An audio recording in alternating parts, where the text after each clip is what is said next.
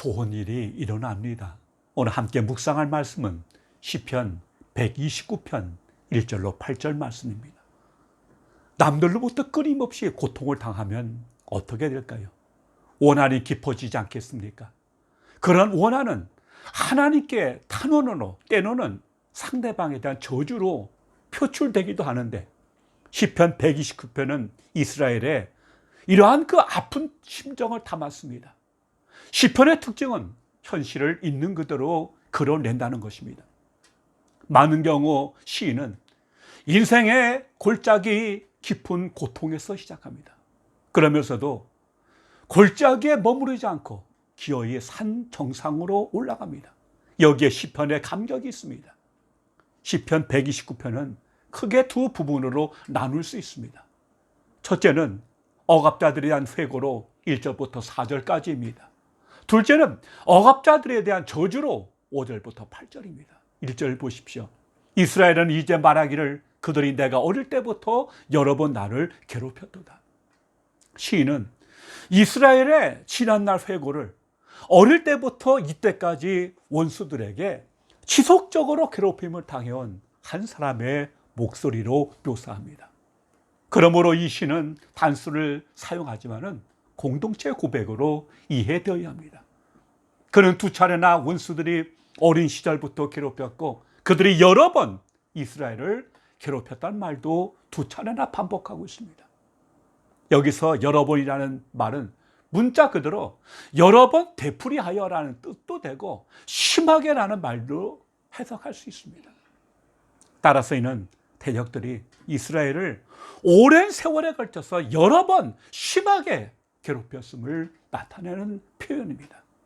여기서 괴롭혔다는 말은 압제했다는 뜻입니다. 그렇다면 여기서 이스라엘을 괴롭힌 그들은 누구일까요? 그들은 이스라엘을 수없이 괴롭혔던 주변의 대적자들을 가리키는 것이 분명합니다. 중요한 것은 그들이 이스라엘에 어릴 때부터 괴롭혔다는 것입니다. 여기서 이스라엘의 어린 시절이란 한 나라로 출범할 때를 뜻합니다. 예레미야나 호세아는 이 단어를 회상하여 이스라엘이 애굽을 탈출하여 광야에서 머물던 때를 회상합니다. 원수들은 이스라엘의 초창기 때부터 이때까지 괴롭혀왔습니다. 이스라엘은 애굽에서 430년 동안 있으면서 종살이로 혹독한 세월을 보내야 했습니다. 강제 노역을 겪어야 했는데 애굽은 나중에는 태어나는 모든 이스라엘의 사내 아이들을 죽이는 데까지 갔습니다. 애굽 뿐이겠습니까? 나중에 이스라엘은 바벨론에 70년간 포로로 끌려가서 이루 말할 수 없는 수모를 당했습니다. 그 외에도 주변 나라들로부터 그들은 끊임없이 침략을 받았고 그때마다 이스라엘 몸살을 앓았고 그로 인한 고통은 그들의 역사와 삶에 지울 수 없는 깊은 상처를 남겼습니다. 오죽하면 3절에서 이 등에 깊은 고랑을 팠다고 고백하겠습니까? 다행인 것은 비록 그들이 오랜 세월 동안 수차례 이스라엘을 괴롭혔지만 그들이 이기지 못했다는 사실입니다. 2절은 저희가 나이 어릴 때부터 여러 번 나를 괴롭혔으나 나를 이기지 못했다고 고백합니다. 이스라엘 역사는 고난의 역사입니다.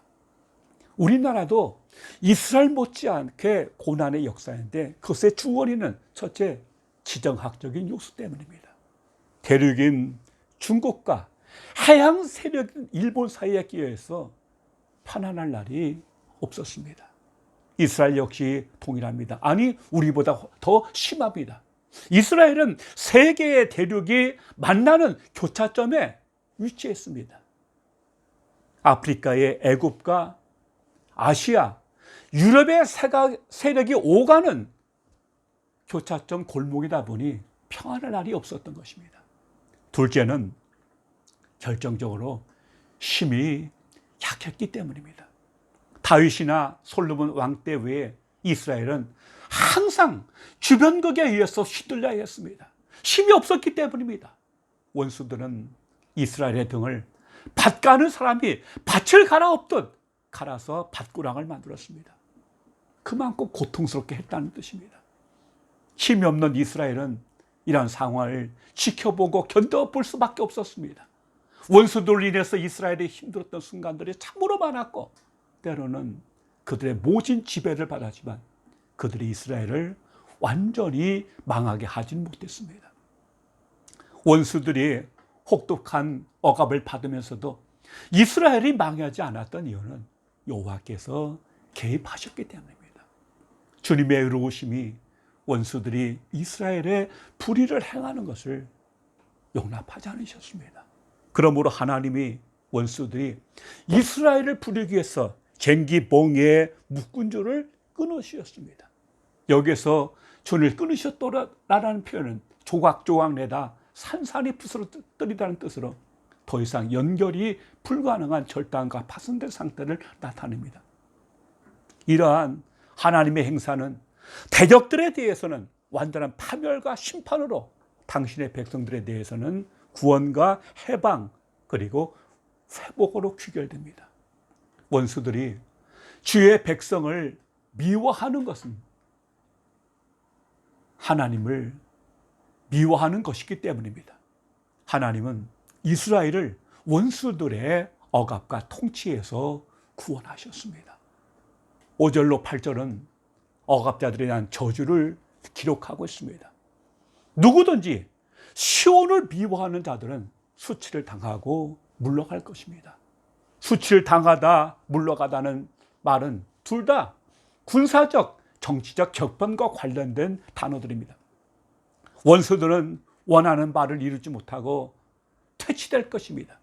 시온을 미워하는 것은 곧 그곳에 거하시는 하나님을 미워하는 것이므로 하나님은 이러한 상황을 묵인하지 않으실 것이기 때문입니다. 시온을 미워하는 자들은 지붕의 풀과 같습니다. 가나안 지역 집들은 흙이나 돌을 사용하여 평평한 지붕을 만들었는데 이런 곳에서 풀이 자라기는 매우 어렵습니다. 더욱이 비가 별로 안 오는 기후이기에 더욱더 그렇습니다. 그나마 우기 때 잠시 싹이 튼 것은 자라기 전에 말라 죽기 일쑤입니다. 그래서 공동번역은 이 본문을 뽑을 새도 없이 시들어 버려라라고 번역했습니다. 하나님과 그의 백성을 미워하는 자들은 이 풀처럼 자라기도 전에 말라 죽을 것입니다. 설령 그것들이 자란다 해도 풀을 베고 묶는 사람들이 관여할 만큼 자라지도 양이 많지도 않습니다. 지나가는 사람들도 이 형편없는 풀의 양과 질을 보며 수고하는 자들에게 여호와의 축복을 선언할 수가 없습니다. 고대 사람들은 풀은 짐승들의 먹이가 되기 때문에 풀을 수확하는 사람들을 축복했습니다. 그러나 이 풀은 얼마나 빈약한지 도저히 축복의 말이 나오질 않습니다. 주의 백성을 괴롭히는 원수들을 어떤 쓸모도 없는 쓰레기로 전락하게 해달라는 저주입니다. 분명한 것은 하나님께서 이스라엘의 원수를 친히 갚아 주신다는 사실입니다. 원수를 주께 맡기십시오. 주께서 갚아주십니다. 오늘 시편은 이스라엘의 고난과 시련을 말하고 있습니다만 이것이 그들만의 고통이며 시련이겠습니까? 이것은 오늘 우리 믿음의 사람들도 마찬가지입니다. 시인은 이러한 이스라엘 역사를 통해 우리 모든 성도들은 하나님의 택함을 받고 거룩한 천국 백성이 되는 순간부터 끊임없는 어둠의 도전과 핍박 가운데 설 수밖에 없다는 사실을 말하고 있습니다. 사도 바울을 보십시오. 그가 예수 그리스도를 믿기 전에는 누구도 그를 핍박하지 않았습니다. 그러나 바울이 주를 믿고 전도자로 나서는 순간부터 그에게 밀물처럼 다가오는 그의 삶을 온통 흔들었습니다. 그래서 바울은 디모데에게 무릇 그리스도 예수 안에서 경건되게 살고자 하는 자는 핍박을 받으리라고 말한 것입니다. 그러나 그럼에도 불구하고 그는 승리했습니다. 성도의 삶은 사방으로 우겨쌈을 당하나 쌓이지 아니하며 거꾸로 뜨림을 당하도 망하지 않습니다.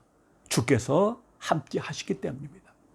그래서 바울은 로마서 8장 35절부터 37절에서 누가 우리를 그리스도의 사랑에서 끊으리요? 환난이나 곤고나 박해나 기근이나 적신이나 위험이나 칼이랴. 우리가 종일 주를 위하여 죽임을 당하게 되며 도살당할 양같이 여김을 받았나이다. 함과 같으리라. 그러나 이 모든 일에 우리를 사랑하시는 이로 말미암아 우리가 넉넉히 이긴다고 고백했습니다.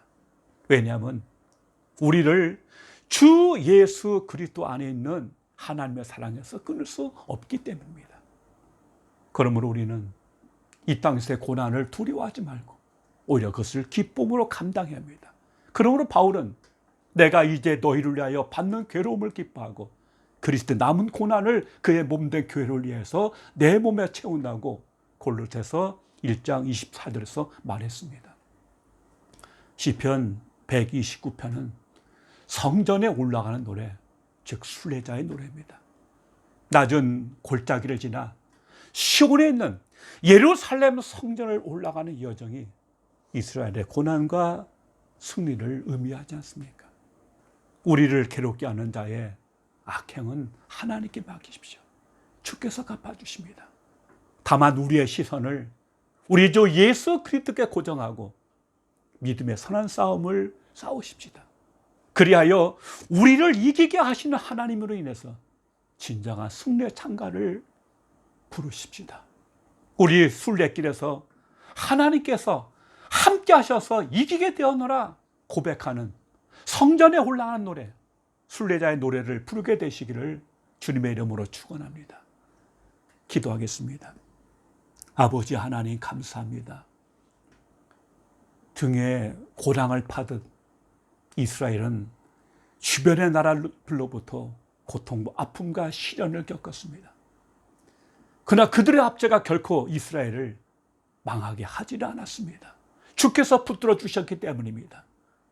우리 오늘 믿음의 성도들도 이 믿음의 여정에서 끝까지 이기게 하시고 우리도 승리의 창가를 부르는 순례자의 노래를 부르는 우리 모두가 되게 하셔서 하나님께 영광을 올리게 하시고 우리에게는 기쁨이 되고 다른에게 축복이 되는 삶을 살아갈 수 있도록 주여 은혜를 더하여 주시옵소서. 예수님 이름으로 기도하옵나이다. 아멘.